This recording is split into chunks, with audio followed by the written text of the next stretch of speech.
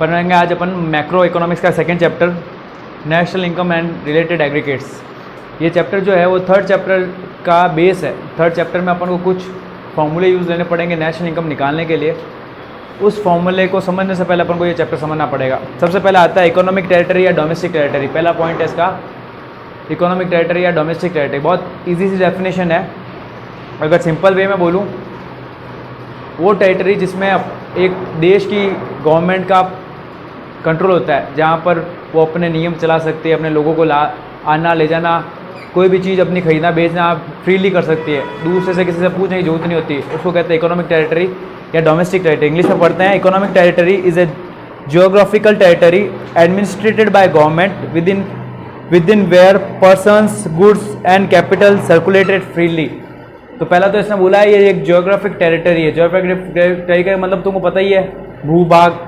ऐसी टेरिटरी जिसमें administrated by government, जो गवर्नमेंट के द्वारा एडमिनिस्ट्रेटेड हो, यानी जिस पे गवर्नमेंट का कंट्रोल हो, और within where persons goods and capital circulated freely, जहाँ पर एक सरकार अपने पर्सन्स को, अपने गुड्स को, अपनी कैपिटल को सर्कुलेट कर सके फ्रीली, किसी से पूछना नहीं पड़े। जैसे आज इंडिया की जितनी भी टेरिटरी है वहाँ पर अपन रुपए को आराम से सर्कुलेट कर सकते हैं, पूछने की जरूरत नहीं होती। वहीं अगर आप ये रुपया अगर आप यूएस में लेकर जाओ तो आप क्या सर्कुलेट कर सकते हो? वहाँ पे यूएस में रुपए नहीं कर सकते ना, वहाँ पे तो डॉलर सर्कुलेट होगा, ठीक है ना। तो इकोनॉमिक टेरिटरी या डोमेस्टिक टेरिटरी क्या होती है? वो आपकी जोग्राफिकल एरिया जिसमें गवर्नमेंट का एडमिनिस्ट्रेटेड हो या एडमिनिस्ट्रेशन हो, यानी गवर्नमेंट का कंट्रोल हो, एक पर्टिकुलर गवर्नमेंट का, जहाँ पर वो गवर्नमेंट अपने पर्सन्स को, अपने गुड्स को, अपनी कैपिटल को सर्कुलेट कर सके फ्रीली, किसी से पूछने की जरूरत नहीं हो। उतने पार्ट को अपन कहेंगे, एक पर्टिकुलर गवर्नमेंट द्वारा कंट्रोल पार्ट को कहेंगे उस देश की टेरिटरी। फिर दूसरे देश की जो गवर्नमेंट है वहाँ पर जितने पार्ट पर उनका ये सब चीज़ें कर सकते हैं, वो फ्रीली अपनी कैपिटल सर्कुलेट कर सकते हैं, अपने लोगों को सर्कुलेट कर सकते हैं, वो वहाँ की टेरिटरी जाएगी, ठीक है ना। जैसे पाकिस्तान की टेरिटरी में अपने लोगों को ला सकते हैं, मगर यहाँ पर वो अपने लोगों को लाना है, अपनी करेंसी को सर्कुलेट फ्रीली नहीं कर सकती। उसके लिए अपन को उसको वीज़ा लेना पड़ता है, करता है ना। तो अपन पढ़ रहे हैं पहला पॉइंट डोमेस्टिक टेरिटरी। क्या होती है डोमेस्टिक टेरिटरी? ऐसा जियोग्राफिकल एरिया जो कि किसी एक पर्टिकुलर गवर्नमेंट के द्वारा एडमिनिस्ट्रेटेड हो, यानी कंट्रोल्ड हो, और वहाँ पर उतने पूरे एरिया पर वो गवर्नमेंट अपने पर्सन्स को, गुड्स को और कैपिटल को सर्कुलेट कर सकती है फ्रीली, ठीक है ना। इसके स्कोप क्या है? स्कोप वही आ गया, अपने लोगों को अपन सर्कुलेट कर सकते हैं, कैपिटल को सर्कुलेट कर सकते हैं, अपनी मनी को सर्कुलेट कर सकते हैं, अपने कोई भी अपन बिजनेस स्टार्ट कर सकते हैं, है ना।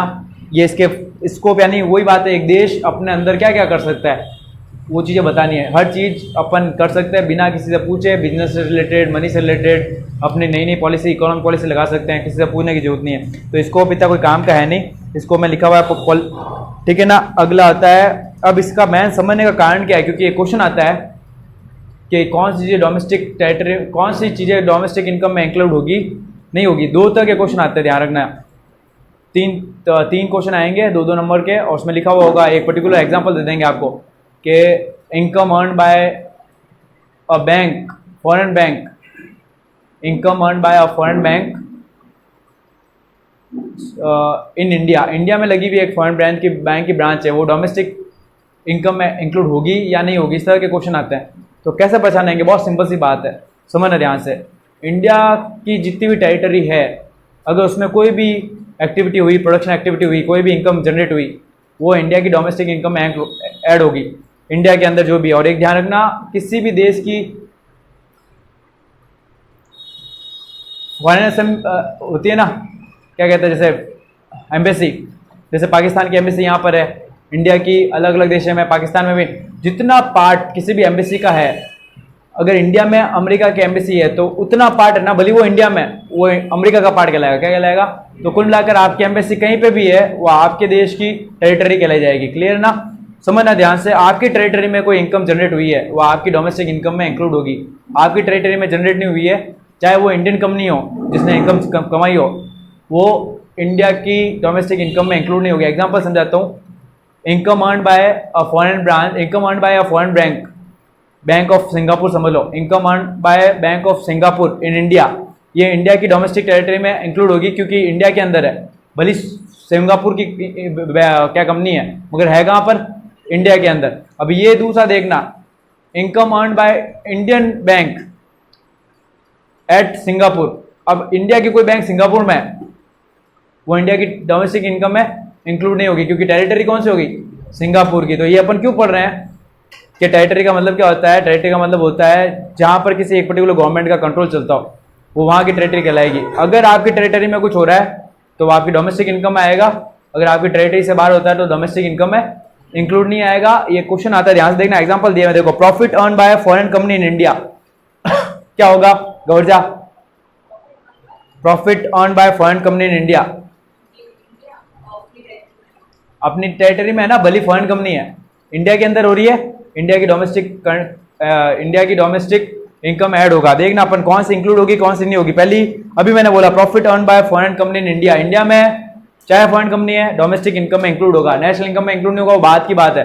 अपन पहले डोमेस्टिक इनकम की बात कर रहे हैं, देश के अंदर कमाई हुई कि नहीं हुई। अब इसका आ रहा कौन से इंक्लूड नहीं होगा, देखो profit earn by Indian company in USA, company India की है मगर कहां पर है, यूएसए में, तो इंक्लूड नहीं होगा डोमेस्टिक, अपने इंडिया की डोमेस्टिक इनकम में इंक्लूड नहीं होगा। तो बहुत सिंपल सा फंडा है, समझ लो, अपने अंदर अपने इंडिया के अंदर कुछ भी हो रहा है वो ऐड होगा, चाहे कोई भी कंपनी कमा रही है डोमेस्टिक इनकम में ऐड होगा। और इंडिया की एम्बेसी भी इंडिया की डोमेस्टिक टेरिटरी मानी जाएगी।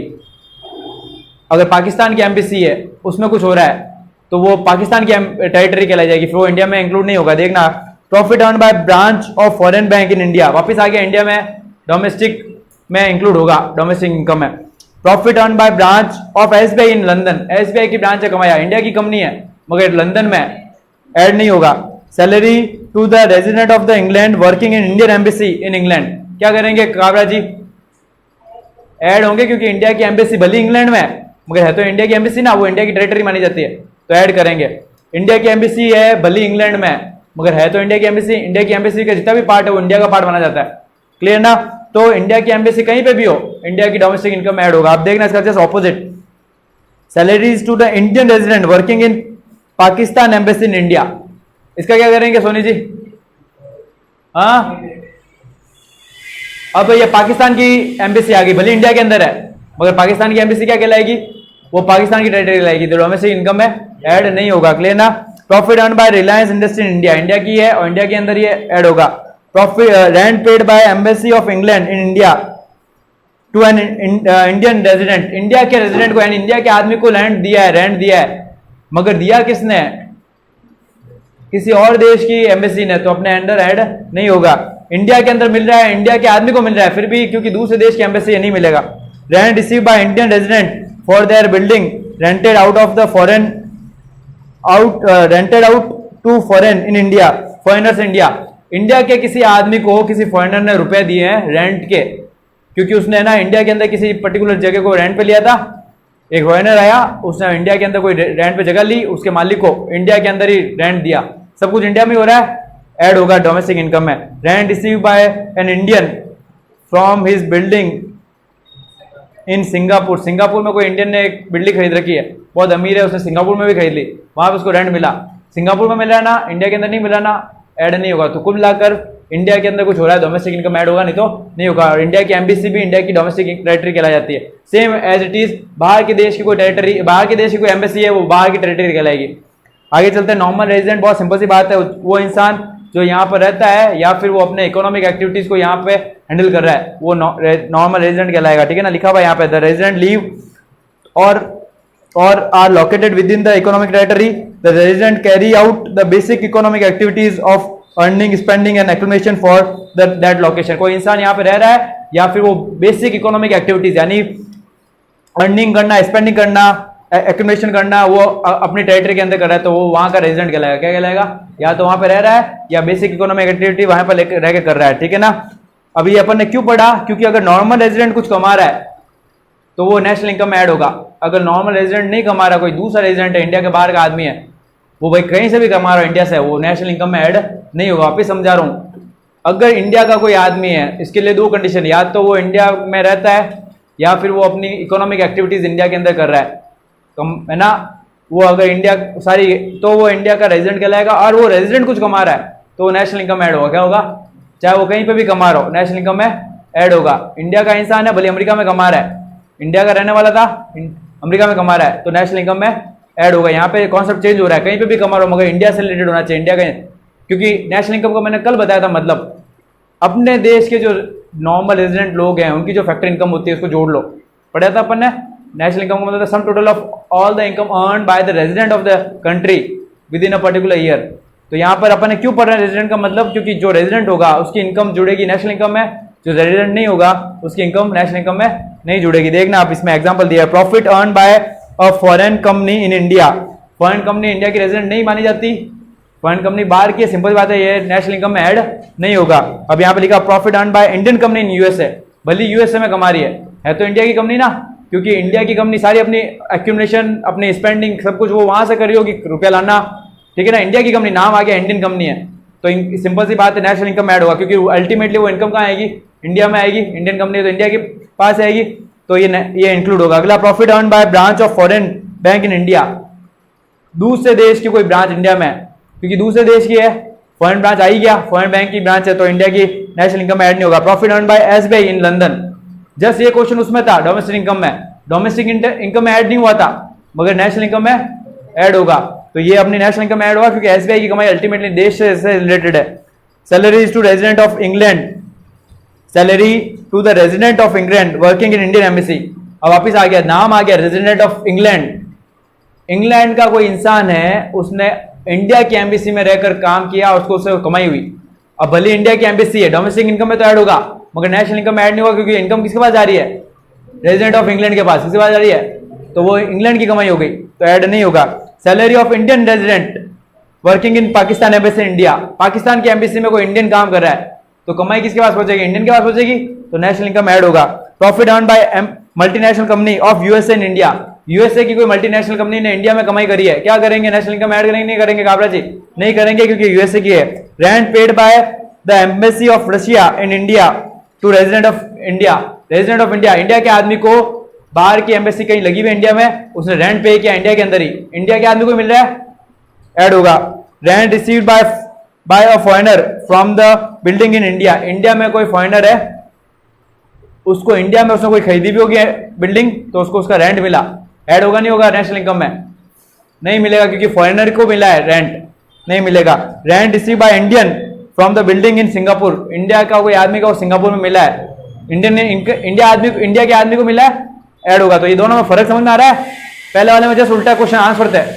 अगले चलते हैं, net factor income from abroad, बहुत सिंपल सी बात है, net factor income from abroad का मतलब, नेट का मतलब होता है सब कुछ घटाने के बाद आपने फाइनली दूसरे देशों से कितना कमाया, तो इसका तरीका निकालने का होता है income from abroad minus income to abroad, income से कमाया कितना और इनकम अब्रॉड में गई कितनी, दोनों को माइनस कर दो तो NFI आ जाएगा, क्या आ जाएगा, net factor income from abroad, NFIA। इसका मतलब है फ्रॉम को करो प्लस, टू को करो माइनस, इनकम फ्रॉम अब्रॉड इसको तो प्लस करना है, और इनकम टू अब्रॉड को माइनस करना है, जो बचेगा वो आ जाएगा net factor income from abroad, क्या आ जाएगा, अगर ये ज्यादा है तो प्लस में आ जाएगा, और ये ज्यादा है तो कुल मिलाकर अपने पास दूसरे देशों से कितना आया और अपने दूसरे देशों को कितना दिया इनकम के रूप में, माइनस कर दो, वो net factor income from abroad आ जाएगा, क्या आएगा, नेट फैक्टर इनकम फ्रॉम। ये क्यों चाहिए अपन को, ये अपन को इसलिए चाहिए, अपन निकालते हैं NDPFC, इसको कहते हैं नेट डोमेस्टिक प्रोडक्ट, और एक अपन निकालते हैं NNPFC, नेट नेशनल प्रोडक्ट।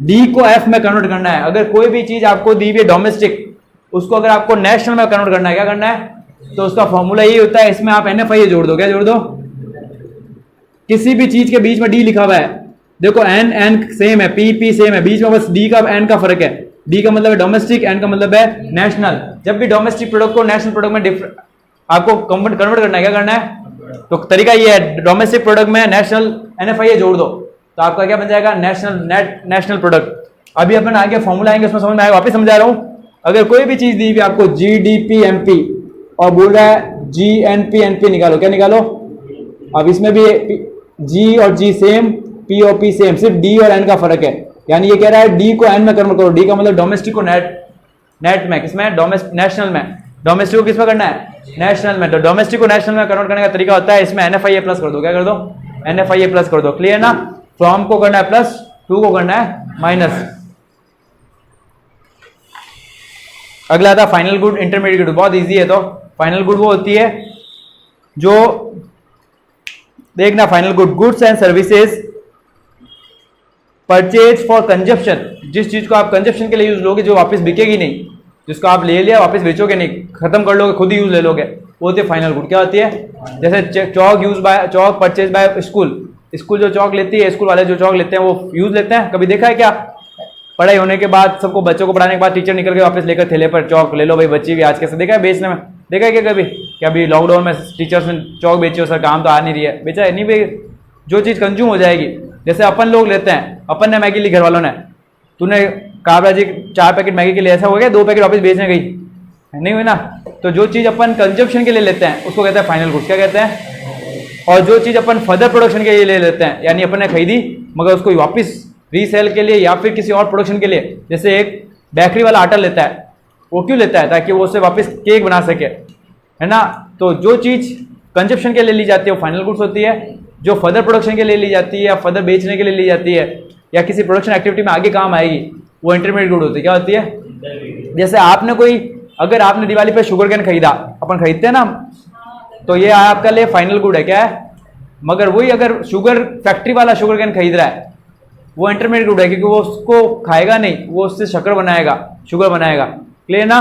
तो ये इसका क्वेश्चन आता है, ध्यान रखना है, 2-3 क्वेश्चन आते हैं इसमें। पहला क्वेश्चन आता है डोमेस्टिक में ऐड होगा या नहीं होगा, दूसरा होता है फाइनल गुड या इंटरमीडिएट गुड में फर्क, या फिर आपको है ना 3-4 एग्जाम्पल दे देंगे और पूछेंगे फाइनल गुड है या इंटरमीडिएट गुड है और क्यों, रीजन देने पड़ते हैं। तो समझ में आ गया ना। फाइनल गुड रहती है वो कंजप्शन के लिए काम आती है और इंटरमीडिएट गुड होती है वो फर्दर प्रोडक्शन के लिए काम आते हैं। क्लियर ना। फाइनल गुड देखो, machine purchase by a firm, ये फाइनल गुड है। Seed purchase by a farmer, ये इंटरमीडिएट गुड है, क्योंकि फार्मर ने इंटरमीडिएट सीड क्यों खरीदे हैं? सीड को बैठ के खाएगा तो ऐसे नहीं खाएगा ना, वो उसको प्लांट बनाने के लिए। तो ये इसके एग्जांपल दिए, में ध्यान रखना। तो ये ध्यान रखना, एक क्वेश्चन आता है 6 नंबर या 4 नंबर का, 2 या 3 आपको एग्जांपल दे देंगे, पूछेंगे फाइनल गुड है या नहीं है, या फिर डायरेक्ट क्वेश्चन आ जाएगा फाइनल गुड या इंटरमीडिएट गुड में डिफरेंस बताओ। इसका डिफरेंस दिए हुए हैं, बहुत ईजी है, मगर तुमको एक बार अगर तुमने डेफिनेशन समझोगे तो तुमको समझ में आ जाएगा। ठीक है ना। समझाऊं या फिर चलूं आगे? इसका डिफरेंस समझाऊं, बहुत इजी है। ठीक है। नेक्स्ट आता है कंज्यूमर गुड और प्रोड्यूसर गुड्स। सिंपल सी बात है, कंज्यूमर गुड और प्रोड्यूसर गुड, जो चीजें फर्दर प्रोडक्शन में काम आती है वो होती है प्रोड्यूसर या ड्यूरेबल गुड्स। अब देखना ध्यान से, कंज्यूमर गुड्स तुमको पता ही है जो खाने कंजप्शन के लिए काम आ जाएगी, सेल्फ नीड को पूरा करने के लिए, और प्रोड्यूसर गुड वो होती है जो प्रोडक्शन में काम लेते हैं अपन। ठीक है ना। प्रोड्यूसर गुड भी 2 तरह की होती है, सिंगल यूज और कैपिटल गुड्स। ठीक है ना। सिंगल यूज तो होती है प्रोड्यूसर ने ली और उसके काम आ जाएगी, खत्म हो जाएगी, और कैपिटल गुड्स होती है जो ड्यूरेबल होती है, लॉन्ग टर्म चलती है। जैसे मशीन ली तो क्या एक बार में खत्म हो जाती है? क्या वो लगातार 2, 4, 10 साल काम लेते रहते। वही मशीन के अंदर अपन ने जो रॉ मटेरियल डाला वो एक बार में बन के खत्म हो जाता है ना। शुगर कैन लिया आपने, शुगर बनते ही खत्म, मगर शुगर कैन को शुगर बनाने के जो मशीन काम आ रही है वो कितने सालों तक चलती है। तो प्रोड्यूसर भी 2 तरह की होती है, प्रोड्यूसर गुड भी, एक होती है सिंगल यूज, एक होती है durable capital goods. Single use होती है वो इंटरमीडिएट गुड्स होती है, यानी वही रॉ मटेरियल, और जो कैपिटल गुड्स होती है वो ड्यूरेबल होती है, जो बहुत फाइनल गुड्स बनाते काम आती रहती है, चलती रहती है। ठीक है ना। तो कंज्यूमर गुड्स तो तुमको पता ही है, durable, semi durable, non durable और सर्विसेज। तुमको पता है ड्यूरेबल का जो लॉन्ग टर्म चलती है, सेमी ड्यूरेबल शॉर्ट टर्म चलती है, नॉन ड्यूरेबल का जो बिल्कुल खत्म हो जाएगी जल्दी, और सर्विसेज का मतलब जैसे गुड्स नहीं होते जिसको टच नहीं कर सकते, जैसे बैंकिंग और ये सब, है ना। अगला आता है इंडस्ट्रियल क्लासिफिकेशन, अपन ने पढ़ रखा है प्राइमरी, सेकेंडरी, टर्सरी। तुमको पता है इंडस्ट्रियल क्लासिफिकेशन क्या होता है? प्राइमरी जो रॉ मटेरियल को यूज लेकर चीजें बनाती है, जो रॉ मटेरियल को एज इट इज यूज लेती है, वो प्राइमरी। सेकेंडरी होती है जो रॉ मटेरियल को कन्वर्ट कर देती है फिनिश गुड में। ठीक है ना। अगला आता है फैक्टर इनकम, ट्रांसफर इनकम। मैंने तुमको कल बताया था, फैक्टर इनकम होती है जो एम्प्लॉय को मिलती है काम करने के बदले में, और ट्रांसफर इनकम होती है जो बिना काम किए गवर्नमेंट के द्वारा ट्रांसफर कर दी जाती है, बिना कुछ काम किए। फॉर एग्जाम्पल सैलरी या रेंट, इंटरेस्ट, ये सब फैक्टर इनकम है। क्या है? पेंशन जो है वो ट्रांसफर इनकम है, आपने काम नहीं किया, आपको बैठे बैठे मिल गया। समझ में आया ना दोनों का फर्क, फैक्टर इनकम और ट्रांसफर इनकम। फैक्टर इनकम कमाई जाती है और ट्रांसफर इनकम बिना कमाए अनएम्प्लॉयड लोगों को गवर्नमेंट के द्वारा बिना कुछ काम किए बदले में दिया जाता है। तो फैक्टर इनकम में अपन कुछ मिलेगा तो बदले में कुछ देंगे फैक्टर इनकम में, मगर है ना ट्रांसफर इनकम में अपन बदले में कुछ नहीं देते। ठीक है ना। जैसे बोनस रिसीव बाय एम्प्लॉय को बोनस मिला, ये फैक्टर इनकम है क्योंकि उसने काम करके कमाया है ना। यहाँ पे अनएम्प्लॉयड अलाउंस बाय गवर्नमेंट एक अनएम्प्लॉयड अलाउंस कहते हैं, जिसको कहते हैं बेरोजगारी भत्ता। जो घर पे बैठे हैं, जिनके पास काम नहीं, उनको सरकार कुछ रुपए देती है। अब बैठे बैठे रुपए मिल गए, कोई काम नहीं किया, ये ट्रांसफर इनकम है। क्या है? गवर्नमेंट का रुपया ट्रांसफर हो गया किसी इंसान के पास बिना कोई मेहनत किए। क्लियर है? अगला होता है डेप्रिसिएशन इन्वेस्टमेंट, इसको समझाने की जरूरत नहीं है। डेप्रिसिएशन का मतलब होता है रिडक्शन या deduction in the value of fix assets, आपकी फिक्स एसेट्स की जो वैल्यू कम हो जाती है हर साल, उसको कहते हैं डेप्रिसिएशन। और इन्वेस्ट का मतलब होता है टोटल मनी स्पेंड या total amount incurred on the creation of new capital assets. अगर आप ऐसा खर्चा करो जिस खर्चे से आपकी कैपिटल एसेट्स बढ़े, क्या बढ़े, उसको कहते हैं इन्वेस्टमेंट। खर्चा दो तरह के होते हैं, एक होते हैं कंजप्शन पे, जिसको आपने खाया, खर्च किया और उसको खत्म कर दिया, उससे कुछ बढ़ा नहीं आपके। मगर एक होता है ऐसा खर्चा जिससे आपकी एसेट्स बढ़ गई।